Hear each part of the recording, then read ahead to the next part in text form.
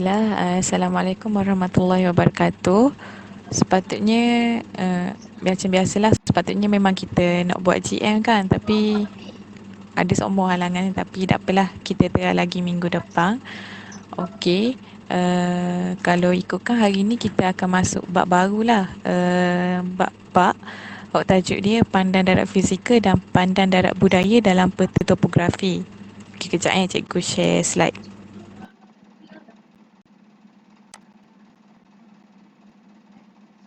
Kalau ikutkan, hari ni kan kita masuk bab baru yang topik 4, pandan darat fizikal dengan pandan darat budaya dalam peta topografi. Okey, dari sini macam kamu semua akan dapat mengenal pasti ciri bagi pandan darat fizikal dan ciri bagi pandan darat budaya. Dan lepas tu kamu juga boleh menghuraikan ciri-ciri pandan darat fizikal dan pandan darat budaya berdasarkan simbol dalam peta topografi. Dan yang terakhir, kamu semua akan dapat menganalisis hubung kait ciri pandan darat fizikal dan juga ciri pandan darat budaya dalam sebuah peta topografi. Cikgu dok pasti sama ada sama ada awak semua pernah tengok doh ke dok lagi peta topografi, tapi cikgu ada sediakan dalam slide ni salah satu contoh peta topografi, yang mana peta topografi ni macam kita tahulah, dianya hanya dalam peta tu hanya ada garisan kontur, saliran, yang mana ianya menggunakan simbol untuk mewakili sesuatu objek yang berada pada peta tu. Macam contoh gambar yang cikgu bagi tu peta topografi Gunung Tahang dekat Pahang. Jadi maksudnya simbol-simbol dalam tu semua yang ada dekat kawasan gunung tu. Macam awak boleh tengok ada garisan kontur, lepas tu ada sikit warna hijau, warna-warna biru kan. Itu maksudnya simbol yang ada dekat dalam peta dekat kawasan tu. Dengar dulu, kalau dok faham boleh tanya, tapi setakat ni rasanya boleh faham je kot, sebab benda ni kan macam benda yang basic-basic. Awalnya kita masuk kepada poin ciri pandan darat fizikal dan ciri pandan darat budaya. Okey, kalau ni awak boleh rujuk buku teks awak muka surat 46, yang mana dekat sini dibagi maksud ciri pandan darat fizikal tu merupakan macam dia merupakan salah satu medium memberikan maklumat berkenaan dengan pelbagai ciri semula jadi yang terdapat dekat bentuk muka bumi kita, macam air laut, tumbuh-tumbuhan semula jadi. Maksudnya segala bentuk yang yang terdiri daripada bentuk muka bumi yang ada di sekeliling kita ni, kita akan kenali dia sebagai pandan darat fizikal. Manakala kalau pandan darat budaya ni pula macam dia memberikan maklumat pelbagai ciri buatan manusia seperti guna tanah, kegiatan ekonomi, penduduk dan pertempatan. Maksudnya segala bentuk ataupun hasil yang dibuat oleh manusia itu dikenali sebagai pandan darat budaya. Terusnya kita masuk kepada simbol, yang mana macam kita tahu kan, kalau peta topografi dia hanya menggambarkan simbol dalam peta tersebut. Jadi rasanya awak semua belajar dah ni masa tingkatan 1 dulu, yang dalam peta topografi ni kita ada beberapa jenis simbol lah yang kita kena tahu. Ini sekadar macam cikgu nak awak ingat balik lah supaya senang awak nak faham kan. Okey, awak masih rujuk pada muka surat 46, yang mana yang pertama adalah simbol titik. Okey, simbol titik ni dia macam gana ni, simbol titik maksudnya simbol yang hanya ada satu je untuk benda tu. Okey. Yang pertama adalah simbol titik plan. Maksudnya gambaran ciri tu berdasarkan pandangan atas. Maksudnya kita tengok benda tu daripada atas. Okey. Contohnya air terjun dengan jeram. Dia ada dia punya simbol dia tersendiri. Air panas, empangan, tangki air dan lintasan rata. Maksudnya kalau contoh awak pergi dekat air terjun ke, pergi dekat sungai mana-mana, bila awak tengok tanda ni awak boleh tahu, oh ini tanda ni. Jadinya kalau dalam peta topografi mesti bentuk dia gini. Okey.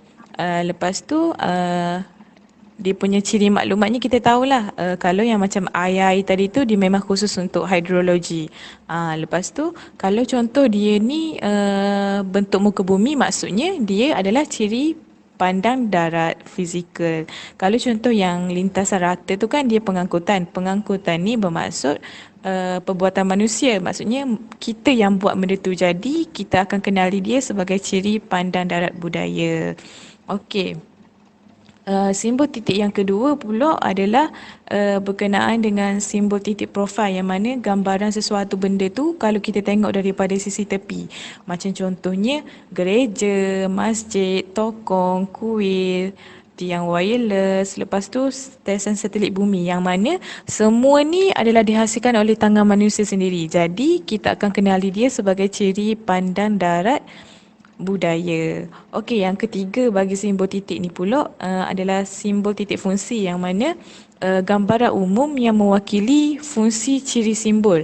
Maksudnya kita nak tahu tentang sebenda tu. Jadi dia akan bagi macam bila kita tengok simbol tu kita tahu dah benda fungsi yang kita nak tengok tu. Contoh ciri arkeologi, maksudnya kalau contoh awak pergi dekat gua ke, awak pergi dekat makam-makam lama yang purba dulu tu, lepas tu awak pun jumpa ciri yang arkeologi tu. Maksudnya ada orang sebelum awak pernah jumpa, lepas tu dia uh, kerana ni dia letakkan simbol tu. Jadi bila dalam peta topografi kita akan dapat detect lah, maksudnya kawasan tu adalah kawasan yang bersejarah.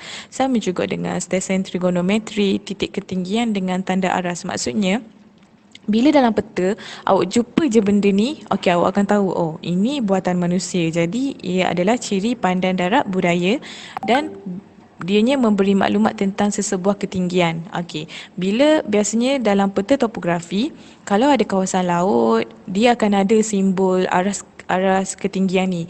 Maksudnya untuk kita tahu ketinggian bukit tu berapa ketinggian dia daripada aras laut.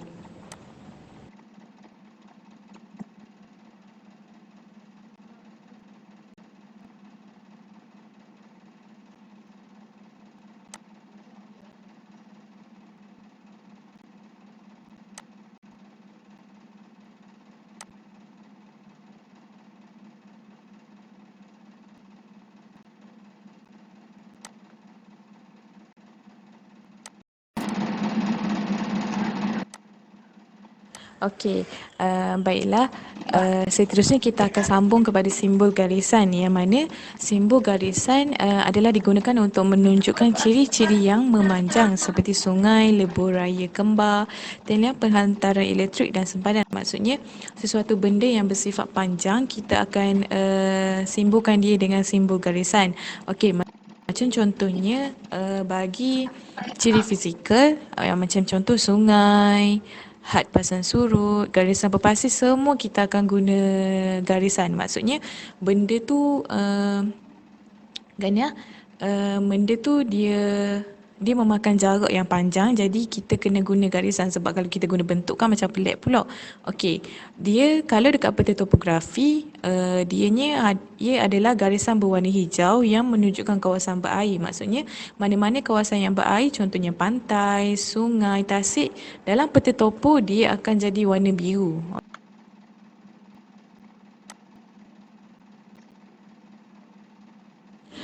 Lepas tu haluan arus semasa pasang dan surut juga dapat ditunjukkan melalui simbol yang diberi. Macam contoh yang belah kanan yang ada nombor 1 dengan 2 tu, itu menunjukkan penunjuk haluan arus, yang mana kalau air tengah pasang dia akan berbentuk nombor 1 yang pasang surut kan, dia macam ada anak panah bawah, ada anak panah atas. Lepas tu kalau air tidak pasang surut, maksudnya dia macam satu arah je, anak panah dia ke kiri saja, yang nombor 2 tu. Okey. Yang seterusnya adalah ciri budaya yang menggunakan simbol garisan. Macam contohnya dalam buku teks muka surat 47 ni, dia menunjukkan gambar garisan jalan raya. Lepas tu jalan yang berkaitan dengan jalan-jalan lah. Okey. Macam contohnya kalau lebuh raya dia akan menggunakan warna hijau. Jalan raya dia akan menggunakan garisan merah. Maksudnya ada perbezaan lah. Sebab biasa dalam peta topo kalau kita tengok kan dia macam bolok sikit kan, dia banyak warna. Jadi melalui warna itulah kita akan dapat ketahui benda yang ada dekat situ. Okey, lepas tu Lebar jalan raya itu pula ditentukan berdasarkan ketebalan garisan. Maksudnya, uh, kalau contoh jalan raya kembar, dia hanya ada line putih dekat tengah tu kan. Kalau jalan raya tunggal, dia warna tebal, lepas tu dia warna merah. Lepas tu kalau jalan putus-putus menunjukkan jalan tu tidak berturap. Okey. Contohnya awak tengok peta topo lah. Contohnya peta topografi daerah Dungun. Awak nampak garis putus-putus. Maksudnya kawasan dekat situ tu jalan dia dok berturap. Okey. Yang seterusnya adalah jalan kereta api. Mana dikata kat sini jalan kereta api berkembar lebih tebal berbanding jalan kereta api tunggal. Maksudnya jalan kereta api yang banyak bercabang tu itu lebih tebal dia punya lukisan dalam peta topografi berbanding dengan jalan kereta api yang seje. Okey. Lepas tu yang terakhir bagi simbol garisan ni adalah sempadan. Okey. Untuk pengetahuan semua, garisan sempadan antarabangsa hanya berwarna merah sahaja dan mempunyai tanda macam plus tu.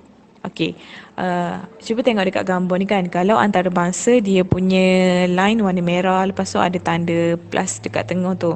Lepas tu kalau maritim dia hanya warna merah, hanya sama je warna dia, tak ada simbol lain dekat dalam tu.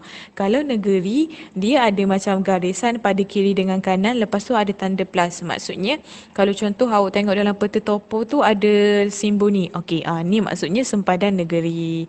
Macam contoh sempadan negeri Pahang dengan negeri Terengganu. Okey. Lepas tu kalau macam daerah, inilah daerah kecil macam mana bentuk dia, mukim macam mana bentuk dia. Jadi kita akan dapat detect lah atas peta topo tu macam mana dan apa benda tu berdasarkan simbol yang kita tengok. Okey, seterusnya kita akan masuk kepada simbol kawasan. Simbol kawasan ni macam dia menggambarkan ciri-ciri kawasan yang ada. Okey, seterusnya kita akan masuk kepada simbol kawasan. Simbol kawasan ni macam dia menggambarkan ciri-ciri kawasan yang ada, ciri-ciri benda yang ada dekat sesebuah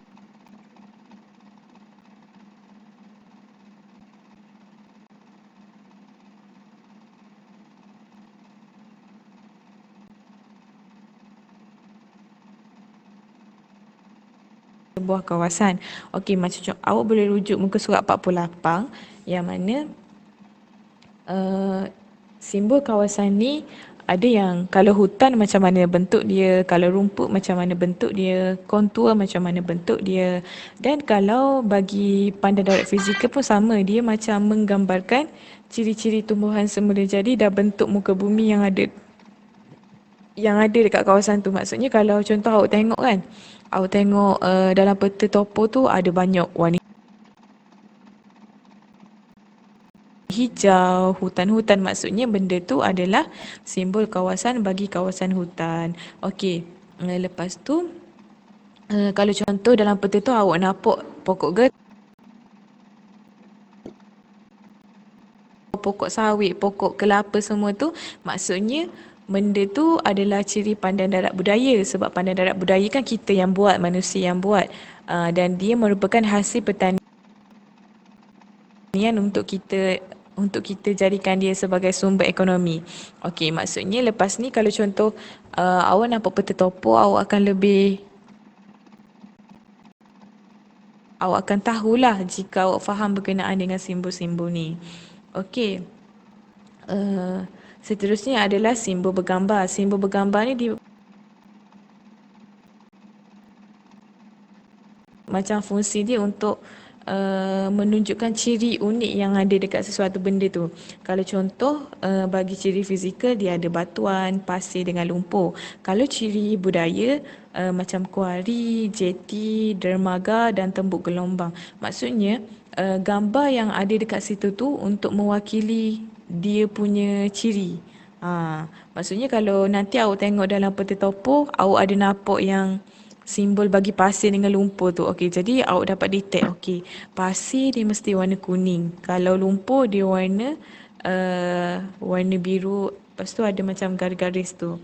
Jadinya dari situ kita akan dapat tahulah sama ada yang mana seciri fizikal, yang mana seciri pandang darat budaya. Okey, seterusnya adalah singkatan perkataan. Singkatan perkataan ni macam hospital, pejabat pos. Singkatan perkataan ni dia wujud sebab kita tak boleh nak tulis penuh dalam peta. Sebab peta kan kecil. Macam dia punya petok border tepi tu kan terhad. Jadi kalau contohnya kita tulis penuh, jadi dok muat lah. Jadi sebab tu kita kena tulis singkatan sahaja bagi macam benda yang menggambarkan tempat. Contohnya sekolah, stesen kaji cuaca, parit. Sebab kalau kita tulis penuh, dia akan jadi dok seimbang lah kita punya peta.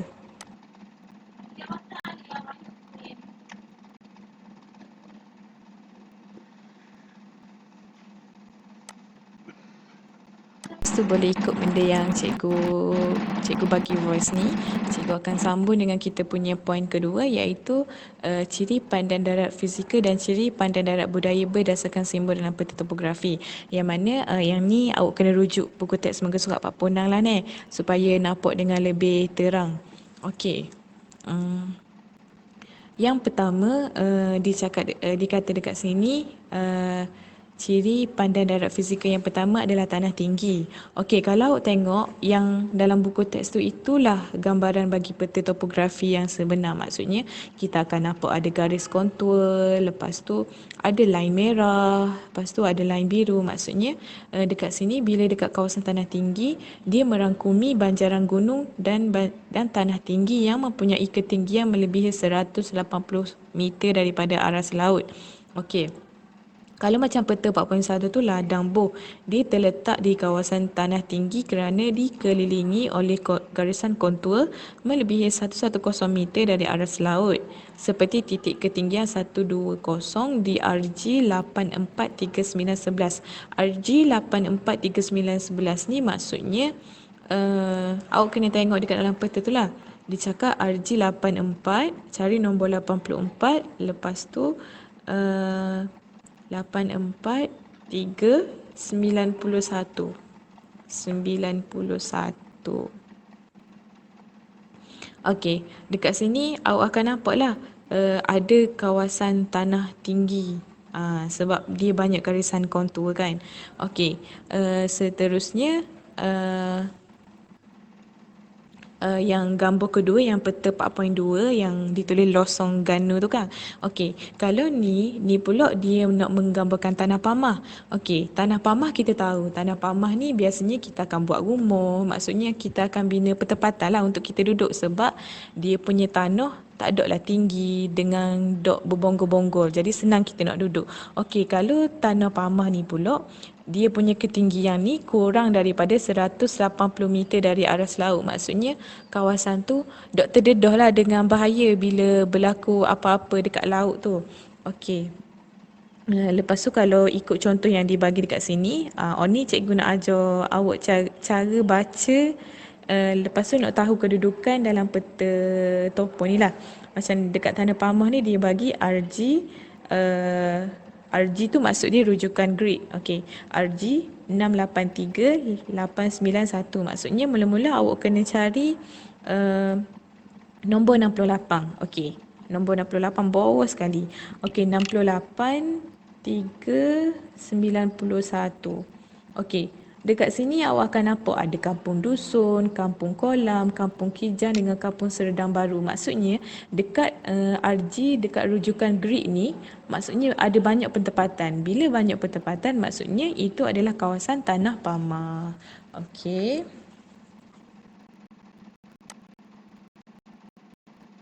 Okey, seterusnya kalau macam semua faham, baguslah.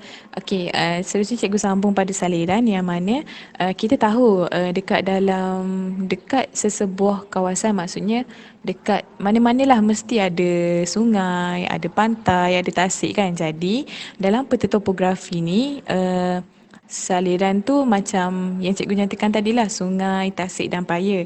Dan ianya ditentukan berdasarkan susunan sungai dan cawangannya. Maksudnya kan kita tahu kalau sungai dia ada banyak jenis pola saliran. Contohnya ranting, sepunca, jejala, setumpu dan bersirat. Maksudnya kalau peta yang 4.3 tu, kita akan nampak macam mana dia punya bentuk sungai tu. Macam dekat sini kan sungai Diwat dengan sungai Tirung. Yang mana dekat sini kita boleh kata apakah bentuk sungai tu, sama ada dia sepunca ke, reranting ke dan sebagainya. Okey. Kalau bagi peta 4.3 tu, kita dapat tengok dia punya bentuk kan macam banyak ranting, macam ranting pokok kan. Jadi kita akan tahu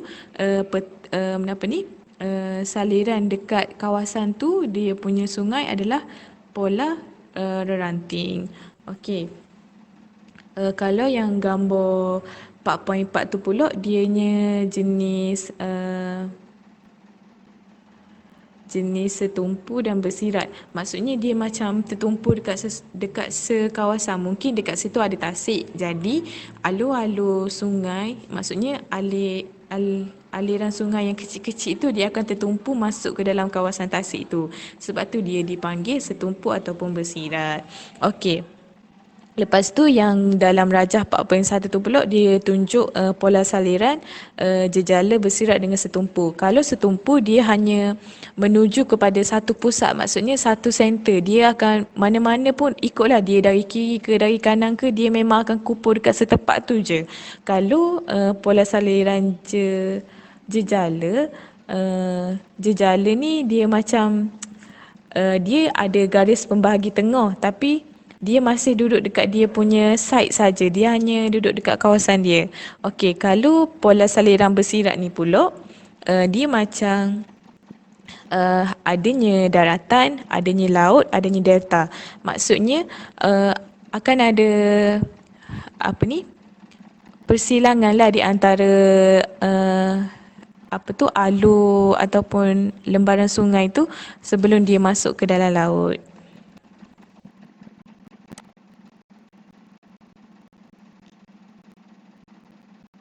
Macam kita semua tahu kan, kalau sungai dia dibagikan kepada 3 peringkat, macam peringkat hulu, peringkat tengah dengan peringkat hilir. Maksudnya kalau peringkat hulu tu maksudnya yang paling ujung lah, yang paling atas. Maksudnya kawasan dekat situ adalah tanah tinggi dengan garisan sungai hampir lurus. Maksudnya ni kalau contoh awak pergi dekat air terjun, dia yang paling tinggi itu yang maksud dia kawasan hulu. Yang kalau kita pergi mandi situ kok macam bahayalah sebab dia tinggi kan. Lepas tu dia ada peringkat tengah. Peringkat tengah ni dia macam dia punya ciri dia bentuk landai. Lepas tu macam sungai dia ada berliku-liku. Maksudnya kalau macam awak pergi mandi dekat air terjun, kalau ada bentuk sungai yang macam bengkok-bengkok maksudnya awak mandi dekat kawasan tengah. Kalau dekat hilir, dia mempunyai alur sungai yang lebar, lepas tu likuan terpenggal dan tasik ladang. Maksudnya ini dekat hilir ni mulalah ada proses pemendapan. Maksudnya mendehok yang daripada atas tu kita bawa ke bawah, lama-lama dia akan jadi mendap, lepas tu akan bentuklah bentuk muka bumi macam tasik ladang tu. Okey. Yang seterusnya adalah pinggir pantai, yang mana awak boleh tengok pada muka surat 51 buku teks. Dekat dalam peta ni kan dibagi peta Sebangan Sarawak kan. Maksudnya dalam peta ni kita boleh tengok bentuk muka bumi yang ada dekat kawasan pinggir pantai, macam muara sungai, lumpur, lepas tu tebing tinggi. Maksudnya bila kita tengok pada dia punya petunjuk tu, kita akan dapat detect, oh macam ni dia punya bentuk dan dia punya simbol. Okey, seterusnya adalah tumbuhan semula jadi. Kalau tumbuhan semula jadi dalam peta topografi ni, dia ada seperti hutan primer, hutan sekunder, hutan belukar, rumput, riung dan jerami. Hutan primer ni kalau tak silap cikgu, maksudnya dia macam hutan yang diwartakan. Maksudnya tak boleh ada proses pembalakan, tak boleh macam macam orang luar tak boleh buat apa-apa dekat kawasan tu sebab dia macam hak milik kerajaan kan.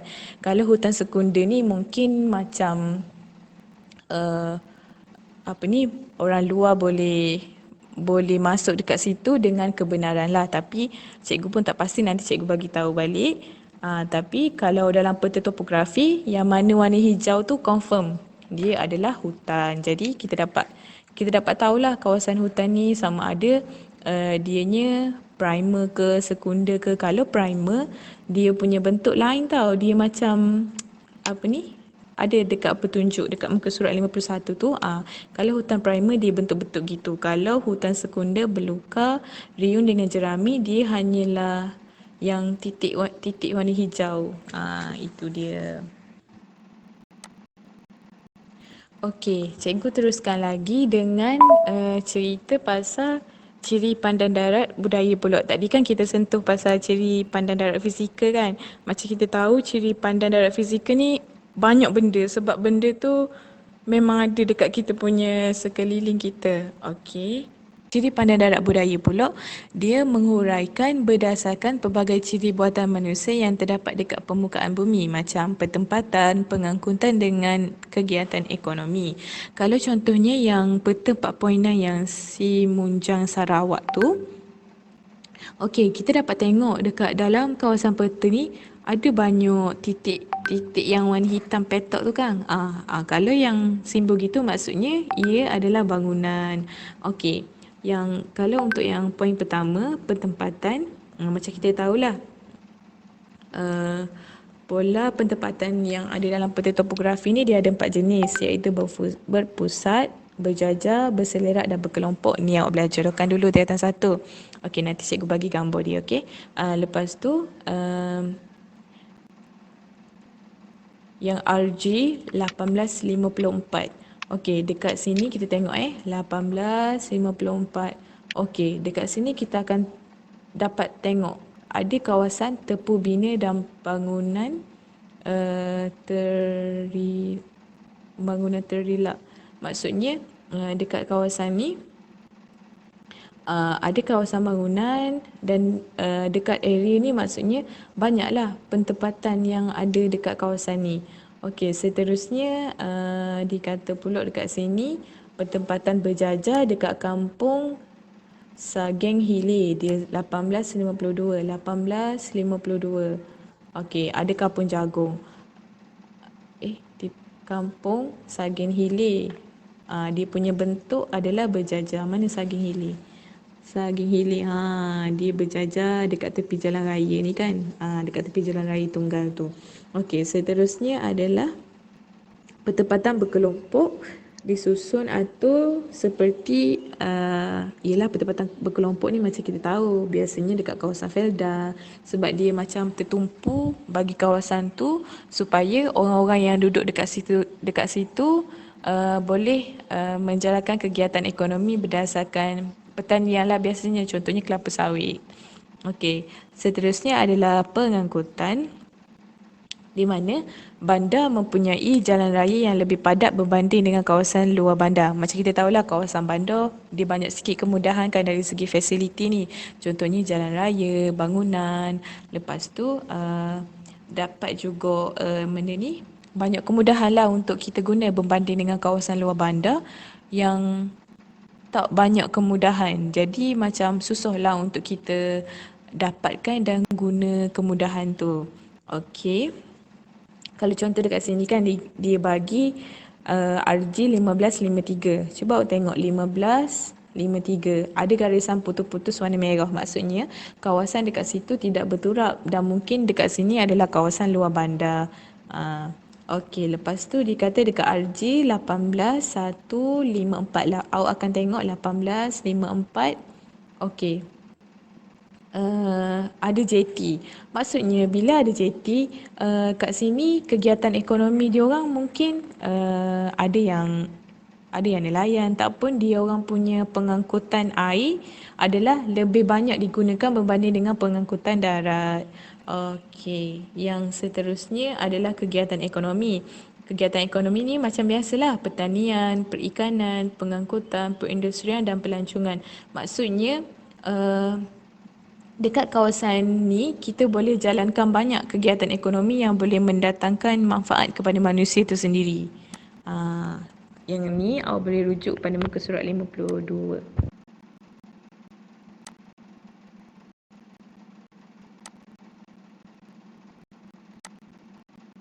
Okey, baiklah. Ni poin kita yang terakhir iaitu hubung kait ciri pandang darat fizikal dan ciri pandang darat budaya. Okey, macam dekat yang ni, kita nak tahu apakah perkaitan di antara ciri pandang darat fizikal dan ciri pandang darat budaya. Okey, contohnya, macam tadi kan kita belajar dah benda tu, yang ciri pandang darat fizikal dengan ciri pandang darat budaya. Kalau pandang darat fizikal ni lebih kepada bentuk muka bumi. Contohnya tanah tinggi, tanah pamah, pinggir pantai, saliran dan sebagainya. Okey. Kalau ciri pandang darat budaya ni pula macam kegiatan yang manusia ni buat. Contohnya sumber ekonomi, lepas tu rumah, pentempatan dan sebagainya. Jadi dekat sini kita nak tahu hubung kait di antara kedua benda tu. Okey, macam contohnya pada muka surat 53 ni, ciri pandang darat fizikal yang pertama adalah tanah tinggi. Okey, bila dekat kawasan tanah tinggi, benda yang kita boleh buat situ. Antara benda yang kita boleh buat adalah pertanian. Pertanian ni macam dekat Cameron Highland tu kan. Sebab tu dekat Cameron Highland tu pertanian hawa sederhana sebab dia punya suhu yang sejuk dan sesuai untuk penanaman banyak-banyak sayur. Okey, yang kedua adalah pelancongan. Pelancongan kita tengok sekarang ramai orang yang suka melancong dekat tanah tinggi. Macam contohnya dekat tanah tinggi Genting, sebab kalau dekat Genting Highland diorang banyak buat pembaharuan tau, macam ada cable car. Maksudnya itu adalah salah satu cara untuk diorang tarik pengunjung pergi dekat kawasan tanah tinggi. Okey, yang seterusnya adalah telekomunikasi. Macam kita tahulah kalau kita nak pasang pencawang line telefon ni memang kita kena letak dekat tempat tinggi kan. Baru semua orang boleh capai. Kalau kita letak dekat kawasan rendah, dia akan jadi terhalang tau, sebab kalau untuk pencawang ni, walaupun hanya ada pokok, dia boleh jadi lambat dia punya signal ataupun dia punya siaran tu.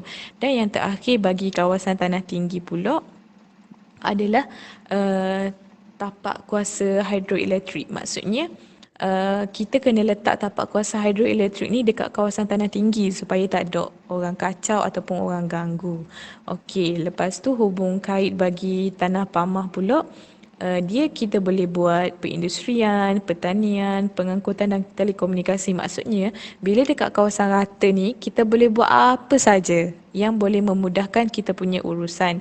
Yang ketiga adalah saliran, di mana dia punya ciri pandang darat budaya ni adalah untuk menyediakan sumber air dan pengangkutan. Bagi kawasan pinggir pantai pula, dianya adalah perikanan, pelabuhan dan pelancongan, dan paling terakhir adalah tumbuhan semula jadi seperti pembalakan dan pelancongan. Memandangkan kelas kita pun dah nak habis kan, dah pukul 11 kan. Baiklah, cikgu harap kamu semua dapat memahami tentang apakah tentang topik yang kita belajar pada hari ini, iaitu berkenaan dengan topik pandang darat fizikal dan pandang darat budaya dalam melalui peta topografi. Okey, di sini cikgu harap kamu semua dapat menggunakan simbol dengan betul sekiranya kamu berhadapan dengan soalan yang menggunakan peta topografi, di mana kalau kamu tahu apakah maksud bagi sesuatu simbol itu, sudah pasti mudah bagi kamu untuk menjawab soalan yang diberikan. Dan cikgu juga harap kamu semua dapat lebih terbuka, lepas tu lebih minat untuk mempelajari tentang perkara-perkara yang berada di sekeliling kita. Bukan saja kita tengok benda tu, tapi kita juga ada perasaan nak ambil tahu. Dari situ kita bukan saja dapat ilmu baru, tapi kita pun dapat benda ni, dapat mencari pengalaman yang baru melalui benda-benda yang kita tengok dan kita dengar. Okey, baiklah. Terima kasih semua sebab join kelas untuk hari ini. Cikgu harap semua dapat siapkan nota dan latihan yang cikgu bagi. Cikgu bagi masa lama sampai hari Jumaat. Kiranya Cikgu harap hari Jumaat tu adalah orang hok atur ke cikgu kerja tu nanti. Sebab nanti naik ke sekolah lagi, cikgu nak tanda. Okey? Terima kasih. Assalamualaikum.